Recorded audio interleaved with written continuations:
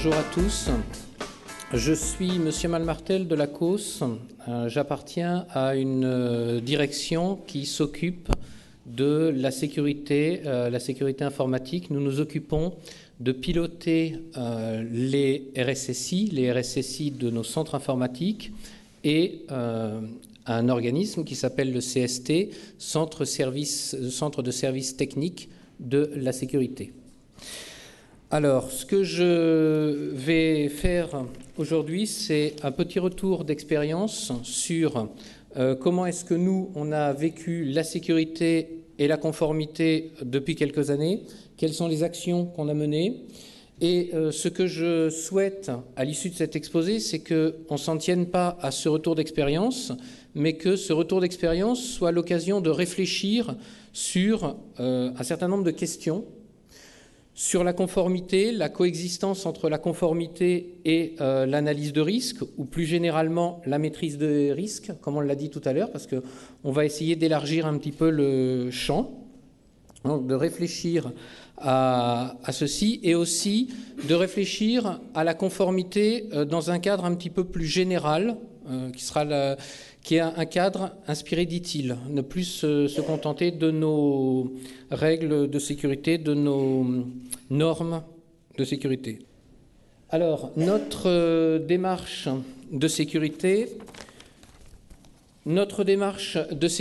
c'est une démarche de management de risque IT, c'est-à-dire que depuis le début, on essaye de s'inspirer, et j'espère qu'on y arrive de plus en plus, de la roue PDCA, Plan Do Check Act, de ce cercle vertueux pour améliorer en permanence nos sécurités.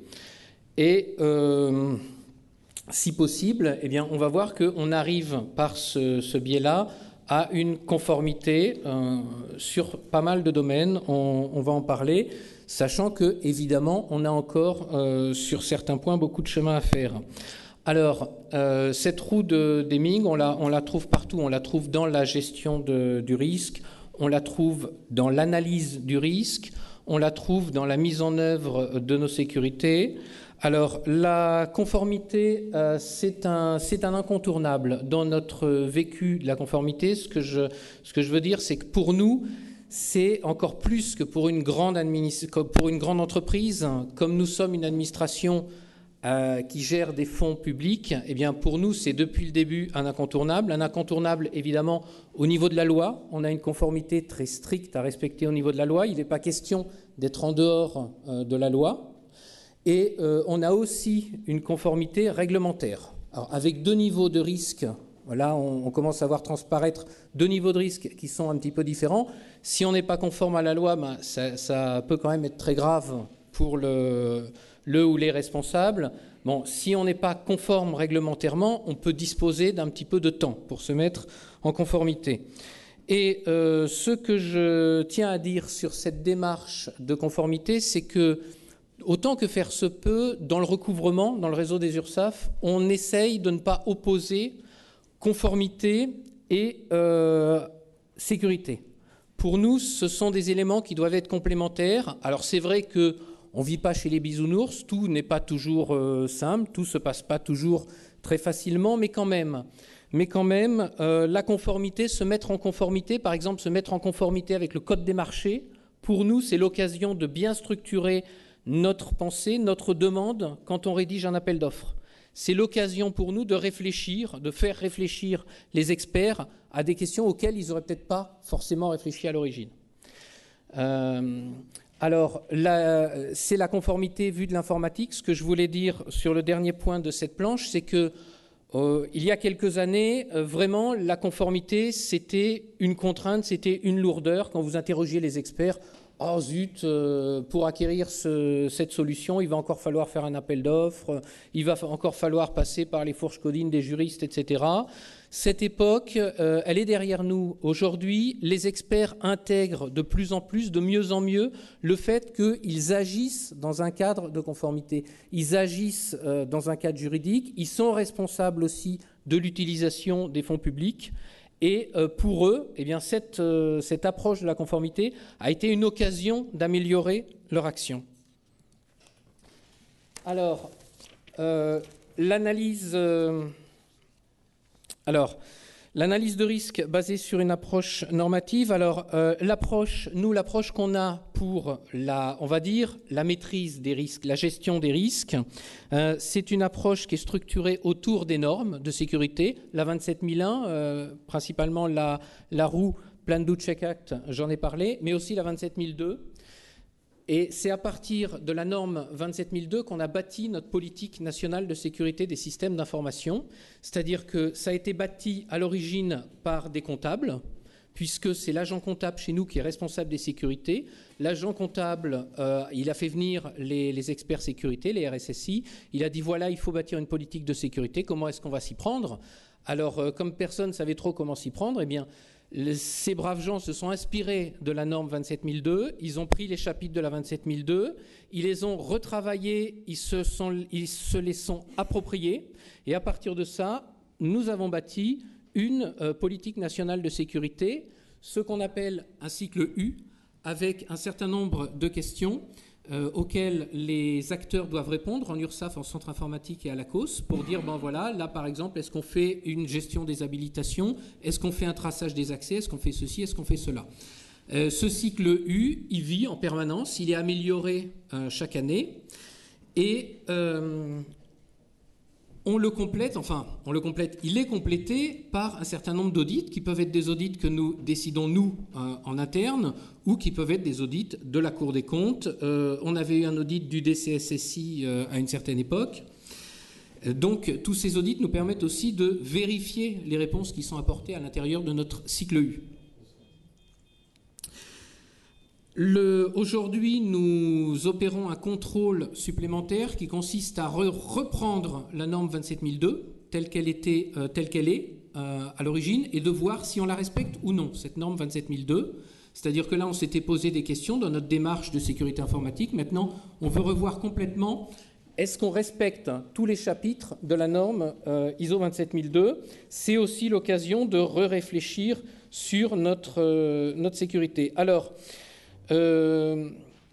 l'approche structurante intègre la conformité, elle l'intègre en partie puisque la norme 27002 dans son dernier chapitre intègre la conformité. On l'intègre évidemment stricto sensu dans la norme en regardant si on est conforme à la norme, mais on l'intègre aussi à travers les métiers. Dans les métiers, les exigences de conformité sont intégrées et lorsqu'on vérifie si un métier et si on est bien conforme à la norme dans le traitement d'un métier à travers tous les chapitres de la 272, on vérifie aussi la conformité. Et de fait, on ne supprime pas les impondérables, c'est-à-dire qu'on a essayé de se mettre le mieux possible en ordre de bataille, avec les moyens qui sont les nôtres, avec les contraintes qui sont les nôtres, qui sont les contraintes quand même d'un réseau de 14 000 personnes. À l'époque où on l'a lancé, on avait 105 URSSAF, maintenant on en a un peu moins avec la régionalisation. À l'époque, on avait 7 centres informatiques. Donc, vous voyez que c'était pas quelque chose de facile et c'est vrai que là, l'approche normative nous a aidés et finalement, l'approche normative, aujourd'hui, nous aide lorsqu'on est confronté aux exigences de conformité. Alors, quand on a bâti cette politique nationale de sécurité, on l'a bâti aussi pour une contrainte qui était la validation des comptes. C'est aussi, en quelque sorte, une contrainte de conformité. Donc, c'est cette contrainte de conformité qui a été à l'origine de l'élaboration de notre politique de sécurité. Alors, transparent. Alors, notre acquis, les apports de l'exigence de sécurité. L'exigence de sécurité, je lisais en venant un rapport d'une société Calis qui disait, voilà, qu'est-ce qui peut vous faire planter quand vous travaillez sur la conformité? Un des éléments qui vous faisait planter, c'était de considérer l'audit comme une contrainte, comme une menace, comme une malédiction. Ici, non. L'audit, on doit le considérer comme quelque chose qui nous permet en permanence de nous améliorer. Et pour nous, ça a été l'occasion de bâtir des éléments qui nous mettent en conformité, qui nous aident à être en conformité. Le nécessaire respect de la loi, j'en ai parlé, de la réglementation. Nous avons bâti une organisation autour des exigences de la CNIL. Une organisation SIL, il y a des préconisations qui sont faites là-dessus. Donc les responsables SIL chez nous se sont réunis, ont créé une cellule nationale qui est portée par la direction, qui nous permet de mieux répondre aux exigences. Alors, sur l'apport d'exigence de conformité, donc ce que nous apporte l'exigence de conformité, eh bien, nous devons évaluer notre exigence en fonction de critères de qualité. Ça, c'est un petit élément de l'approche utile. Nous devons savoir prendre du recul par rapport à ce qu'on nous demande en matière de conformité. Nous avions un agent de direction qui posait la question, est-ce qu'on fait trop de conformité ou est-ce qu'on fait trop de certification ? Je ne peux pas répondre à cette question. Est-ce qu'on fait trop de conformité ? Quand je prends ma voiture, je ne me demande pas est-ce que je fais trop de code de la route. Je respecte le code de la route. Maintenant, le code de la route, quand je prends ma voiture, mon objectif, ce n'est pas de respecter le code de la route. Mon objectif, c'est d'aller d'un point à un autre. Ici, notre objectif à nous, notre métier, c'est de faire du recouvrement de cotisations. Notre métier, ce n'est pas d'être certifié ou d'être conforme. D'être certifié ou d'être conforme, c'est une exigence qui nous donne un plus, comme le fait de respecter le code de la route, ça va peut-être diminuer mes risques d'accident, ça va peut-être diminuer ma consommation d'essence, etc. Mais ce n'est pas l'objectif. Donc là, quand même, gardons les pieds sur terre. La conformité, ce n'est pas un objectif en soi. L'objectif, c'est la maîtrise des risques et faire vivre les deux en même temps. Alors ça nous a permis d'avoir un langage commun à travers le RGS, par exemple, les niveaux 1 étoile, 2 étoiles, 3 étoiles du RGS. Ça nous permet d'avoir un haut niveau d'exigence. Le RGS, les exigences de la CNIL, elles sont à un niveau élevé, et c'est très bien parce que ça nous tire vers le haut, et ça nous permet de structurer notre démarche en matière d'analyse de risque. Alors, conformité et analyse de risque. Comment est-ce qu'on envisage ensemble la conformité et l'analyse de risque ? La direction doit s'impliquer. La direction s'implique chez nous. Alors, c'est vrai qu'elle s'est impliquée depuis quelques années davantage, depuis qu'on avait cette obligation de faire certifier nos comptes. À partir du moment où la direction s'implique, ça marche mieux. J'écoutais une émission d'Olivier Kampf, qui est un spécialiste de la chose. Il parlait des règles d'hygiène informatique qui ont été publiées par le DCSSI. Ces règles d'hygiène informatique, il disait, elles sont très bien, il faut les respecter, c'est quelque chose qui améliore la sécurité des entreprises françaises. Simplement, si la direction ne s'approprie pas la sécurité, ça ne sert à rien. Alors, un point sur lequel je pense qu'on pourra réfléchir, on pourra faire débat plus tard, c'est la non-conformité est-elle un risque particulier ? Quand vous demandez aux gens, la non-conformité, est-ce que c'est un risque particulier ? Est-ce qu'il faut le traiter comme les autres risques ? Est-ce qu'il faut le prendre en compte dans l'analyse de risque ? Certaines personnes vous disent « Ah, il faut déjà être conforme, le reste après, c'est le grand risque une fois qu'on est conforme. » Comme disait Lazaro tout à l'heure, une fois qu'on est conforme, c'est bon, hein, après, on risque plus rien, même si on est planté, même si le système est cassé. C'est pas grave, on était conforme. Non. La réponse que j'apporte, mais qui peut être sujet à débat, c'est non. La non-conformité, c'est pas un risque particulier. Pour moi, c'est un risque comme les autres. Comme il y a le risque incendie, comme il y a le risque dégâts des eaux, eh bien, il y a le risque d'être non conforme. Quand on lance une application, un projet, on a le risque que ça se plante, on a le risque que ça dysfonctionne, on a le risque d'être piraté, et puis on a le risque d'être non conforme. Il faut traiter ce risque comme les autres.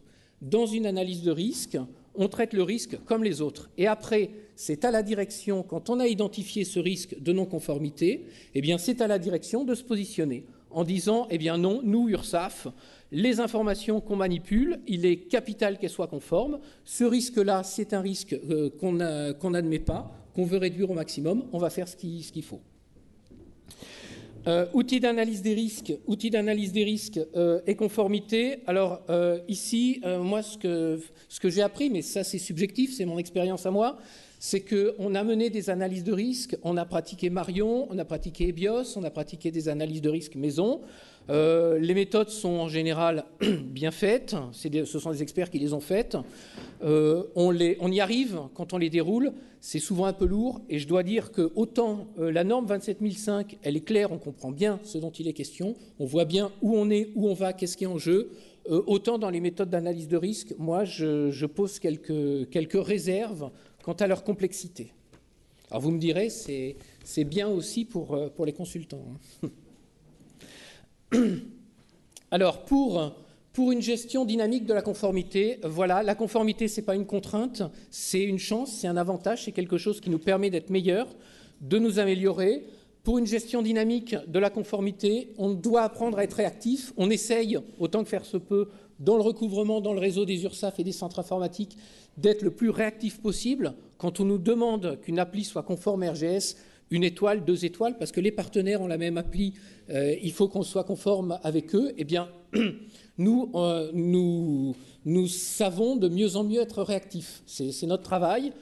Pour ça, on partage la connaissance, comme ici, comme on le fait présentement. On partage la connaissance dans d'autres instances, autour de la DSS, autour de clubs utilisateurs, etc. Et on essaye encore mieux d'être proactif, c'est-à-dire d'avoir un système d'information suffisamment bien fait pour qu'on puisse anticiper la conformité et qu'on puisse dire, bon, bah, quand une nouvelle réglementation européenne, quelque chose va apparaître, eh bien, on sera conforme. On sera très facilement mis en conformité. Je reprends un exemple un peu bête, vous m'en excuserez, du code de la route, mais aujourd'hui, si j'ai une bonne politique sur ma voiture, voilà, on est en hiver, il y a de la neige, il y a de la glace, et ben j'ai changé mes roues, j'ai mis des roues, j'ai mis des pneus d'hiver. Bon, bah, ça veut dire que si demain, il y a une législation française qui dit bon, bah, les pneus d'hiver sont obligatoires en hiver, c'est bon, j'aurai pas grand-chose à faire. Ici, c'est un petit peu à ça qu'on arrive, qu'on essaye d'arriver dans le recouvrement. Dernière planche, et j'ai terminé. C'est là, j'ai dans cette planche inscrit l'analyse de risque et pas la gestion des risques. Hein. J'ai réfléchi, j'ai hésité un moment à introduire la gestion des risques, et puis je me suis dit, nous parlons d'analyse de risque, donc j'ai introduit l'analyse de risque dans une démarche de type ITIL.